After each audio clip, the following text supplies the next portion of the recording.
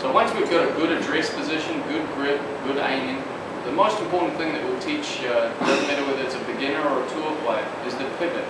Make sure that the pivot is correct. So normally we'll use the crisscross drill.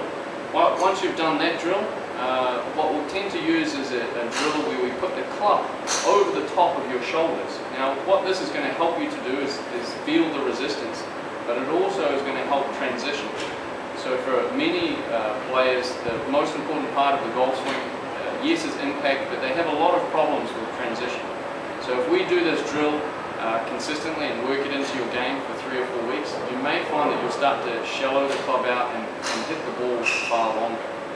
What I'd like you to do is I want you to start in your normal address position, but I'd like you to place the club up over the top of your shoulders. Now, some of you may, depending on your flexibility, we might use a softer club. Okay? As we get older, it's a little harder to do. But what I want you to do is we're going to work our chest and our shoulders. Now just start off doing it very slowly. Our chest and our right shoulder is going to go back. So our shoulders and our chest are over the right foot. Again, I want you to make sure that we're keeping the flex in the right knee. Now as we're doing this, as we're moving the chest over the right foot and the right knee is flexed, what I'd like you to start doing is actually moving the lower half forward.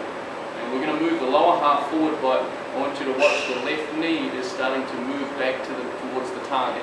So that's the feeling of transition. Place the club up over the top of your shoulders. You're working your chest over the top of your right knee. As you're doing that, I want you to feel that the left knee is moving forward. But the important thing here is to make sure that we're not turning. So the hips and the shoulders at this point have not turned back towards the target.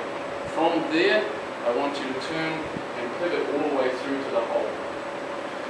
So I think if you practice this for 3 or 4 weeks, do it in slow motion first and then speed it up. I think you'll find you'll be able to shallow your swing plane out and hit the ball much longer.